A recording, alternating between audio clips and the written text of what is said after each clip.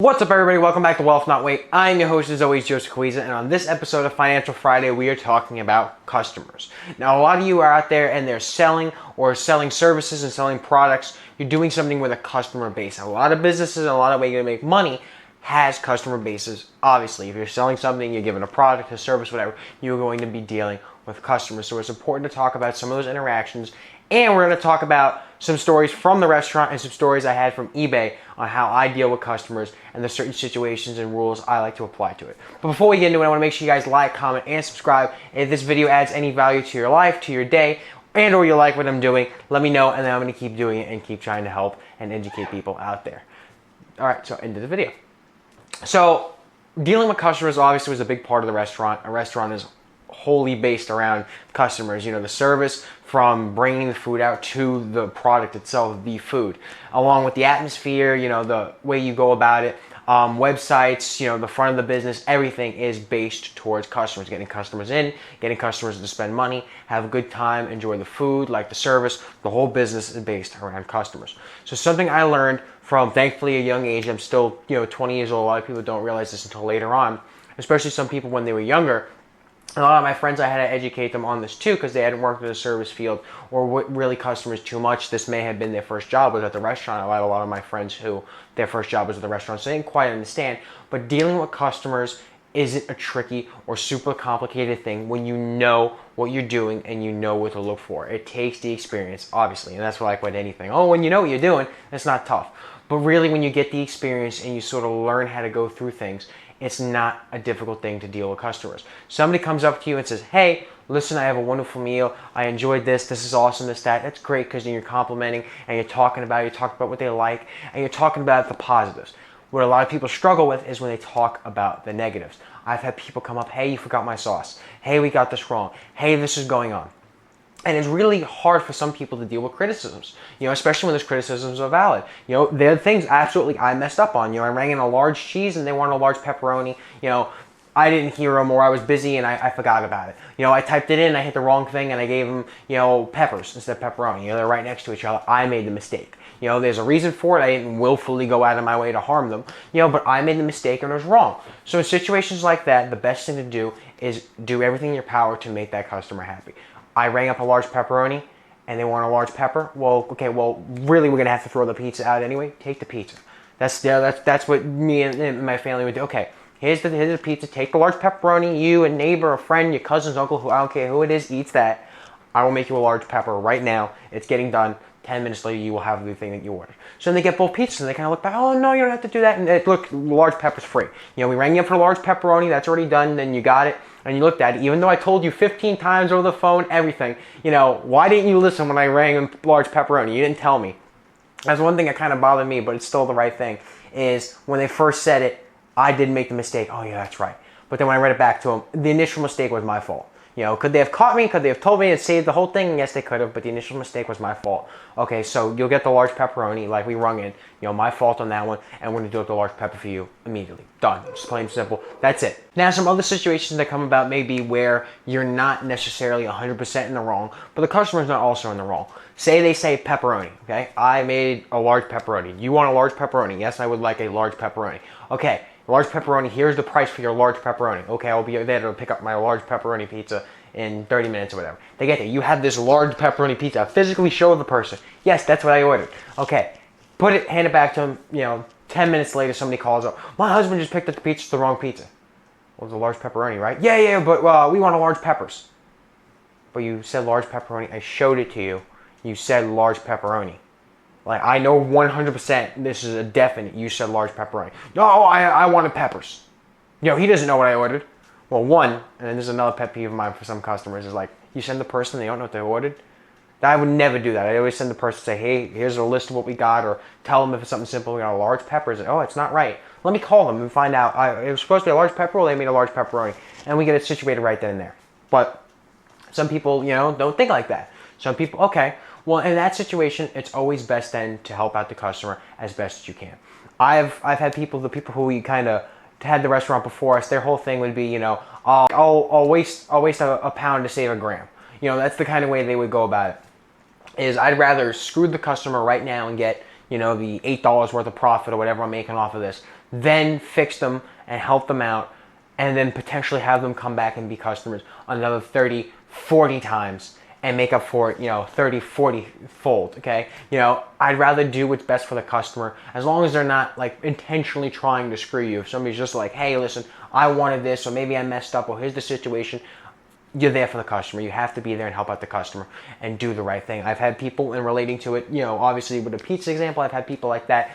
I ordered the wrong thing, or, oh no, I said pepperoni. All right, I know in my mind I said it and I showed it to you, but we'll remake it and you could show up. Okay, well, we'll remake it. You keep that one if you could come back, or we'll put it on a gift card, and the next time you come back in, we'll take it off the amount. And certain situations like that, it's always good to be there for a customer. Like I had somebody on eBay, they ordered an order, and then maybe an hour later sent me a thing after I had already boxed up, printed out the label and everything. Oh, hey, I had the wrong shipping address. Can you change it?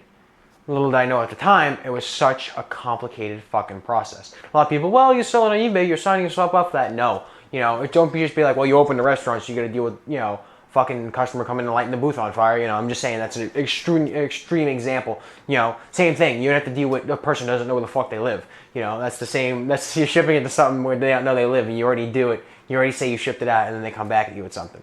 But being best for the customer, it's just like, all right, I called up eBay and I went through the whole process. They had to refund me the shipping charge, and then that came in 15 days later, of course. But in the meantime, I had to recancel it, repost it. After they repost it, refund the person, and then reset it up. It took about 3 or 4 days before finally this thing got done, where it would have been mailed the next day, obviously to the wrong address. But, I'd say a good 8 to 10 hours of my time that I had to use just to make sure that this was right for the customer. But that's the right thing to do. It's because they are the customer at the end of the day. The customer's not always right, but everything you can do to help the customer within reason, of course. And sometimes, go above and beyond. If a customer's like, hey, I messed something up or something's going on, I took the extra step. I could have sent it out and been like, deal with it. That within reason, that's me doing it. I would have been fine. But I went above and beyond and helped out the customer in that regard, and spent the extra 8 to 10 hours on the phone, setting it up, figuring out what I have to do, and doing that so the customer can get their order. And we're not really a high value order either. I know some people, if they're spending $1,000 or something, of course I do that for them. It's a $20, $30 thing. Some people would look at it and be like, fuck no, I ain't doing that. Too bad, you screwed it up, already sent it out, too bad. And I had the option to do that. eBay said, listen, if you already sent it out, it's not your problem. You already spent the shipping label, you did all that. If you can do it, help them out. But if you can't, then you're fine. You did everything right. It's them who messed up. I had the ability to do it. So I explained, I have the ability to do it, and I went the extra mile and helped them out, and then the customer was a lot happier because of it. I felt a lot better morally. It didn't cost me really any extra money. It cost them extra time, yeah, absolutely. But I did the right thing for the customer, because as the business person, that is my job, is to help out the customer the best I can. Somebody comes into work, somebody's upset, somebody's complaining, or like when in situations like price matching with certain businesses. I know some people work in retail or whatever they work in, oh, hey, the sign says it's, $10 and this is ringing up as 12. The best thing to do, okay, I'll comp you the $2, especially when it's a big corporation, all that, and that's built in a lot of big corporations' policies. Hey, so a customer comes up, and then here's maybe a price threshold. Your hands aren't tied with this. Like, let me go get somebody, let me take a picture, let me spend the extra 15 minutes verifying what you're saying. It's just like, all right, big corporation at least, we'd rather have and help out the customer and believe them at face value, and have them come back and spend the money and do that because it's the right thing to do business-wise and morally. I'm not going to automatically assume the customer is lying unless I have reason to believe it. If somebody comes in and they're, known for doing this, and they lie extravagantly and, oh, it says it was $10 and online it's right now $100. Why is it ringing up? I want it for a tenth of the price. Some people come in and do that, then it's best to go out and do the situation. But if it's a small mismatch, especially with big companies, a lot of them have it built in a policy to, just help the customer out. Maybe somebody forgot to take down a sign, or maybe there's an issue, or there's, something in the computer. It happens, and it's best to help out the customer in that situation. Where things don't necessarily go where you plan, and this is a very tough thing to do, is something like when I sent out my espresso machine. I sent it, and I worked with this buyer who was international. They signed up. I went through the whole process to get international shipping started.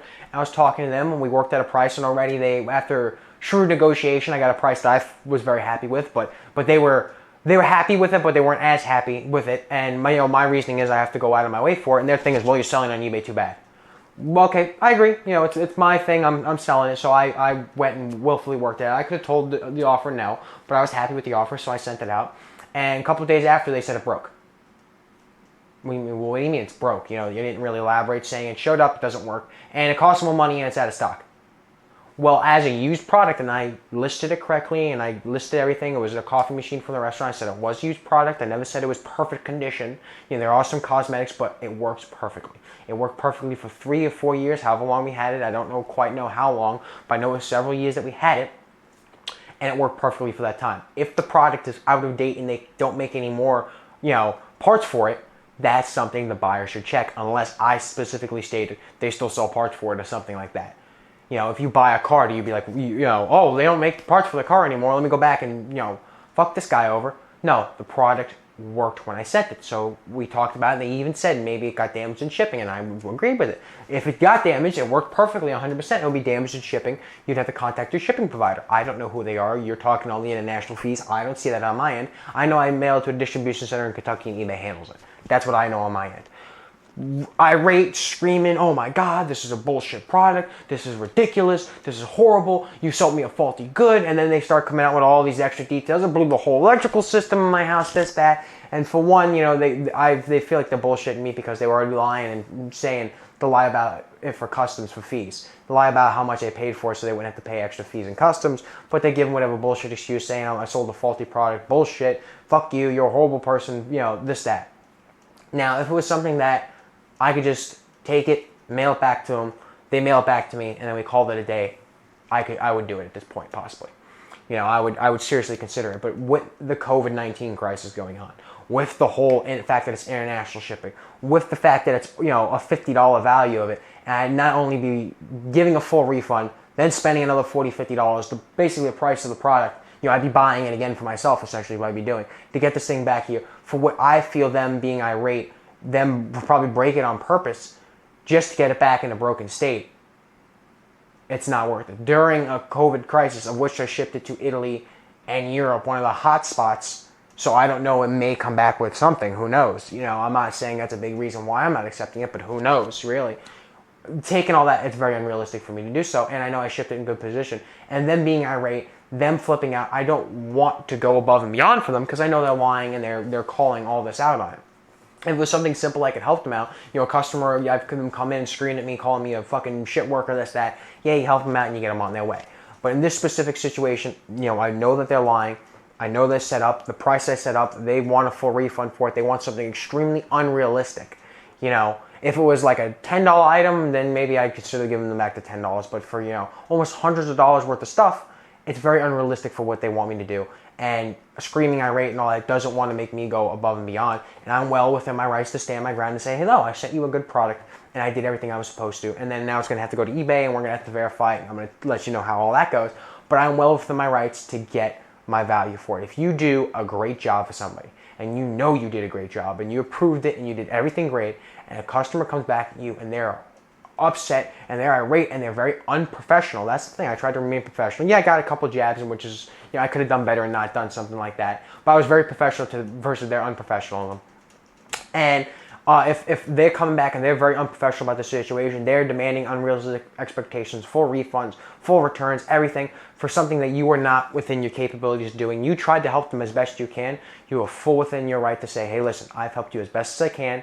What you're asking for is extremely unreasonable. You're not being very professional about this. I'm sorry, but this has to stand. You want to help the customer out, but that's why I always say the customer's not always right. It's because there's a point where you need to stand your ground. I was watching an episode of Dave Ramsey, a very known financial advisor for many of you, as if you know me, you probably know Dave Ramsey. So it's very much the same thing. Somebody was saying, hey, they want a $30,000 refund. And they said that what I gave them isn't good enough, and this sucks, and I already did all the work, and 90% of what I did was done. This is ridiculous, and I know I did good work on it. At that point, his advice too, and I would agree with this, is lawyer up. If you know you did a good job and you have that standing, and I put 110% into the work I did, and you come at me, one, very unprofessionally, as a lot of customers are, unfortunately, but one, you came at me very unprofessionally and irate, and two, asking for these wild, unrealistic expectations. Not even, hey, let's set this up. Wild, unrealistic expectations once I started talking to you about it. Maybe you approached me nicely and then you got irate after. I was like, hey, how can we fix this? It's okay to stand your ground and say, no, listen, this is unrealistic what you're asking for. I cannot do this. No. And then stand your ground with it. Don't get upset, don't get unprofessional, but stand your ground with it. Always try and help out the customer the best you can. That's the advice I can give, is go above and beyond, do as much as you can, and make them look like, wow, this seller really cares about me, this service really cares about me, this company, this product, this person really cares about me and the customers. They went above and beyond and did everything they could to address the issue and stop the issue from happening, from doing the best service they can, and doing amazing. Do everything they could. Do that all the time until it reaches the point where it's extremely, wildly unrealistic to do so and is going to fundamentally hurt you in your business to do it. That's basically the simple. If it's going to hurt you that bad, don't do it and stand your ground. So long as you put in that 110% to begin with, then you can stand your ground. Otherwise, do whatever you can above and beyond as much as you can for the customer, because that's how you do well in business. You get all those repeat customers. You're a good consumer. You understand what you want from somebody who's selling a product or service, so then you got to give back the same. And Warren Buffett was looking to invest in, I think it was Enterprise. He said purely because of the customer service. That's how important customer service is. So make sure you're doing good with your customer service, and you'll be very profitable in business, and you'll make a lot of money financially if you're doing the right thing and trying your best. So if you guys like that video, make sure you like, comment, and subscribe. And the question of the day is, what do you work with in customer service, and how would you handle a negative customer situation? I know a lot of people would be like, I tell them to fuck off, this, that. Well, a lot of times that's why you're not the boss of the company. I'm sorry to tell you, that's probably why you're not the boss of the company. And a lot of times if you are the boss of the company, that's why you're not doing well in business. It's because you're screwing over your customers. The people who do well in business help the customers as much as they can until it becomes wildly unrealistic to do so. So we'll leave you on that, and I'll see you guys next time. Peace.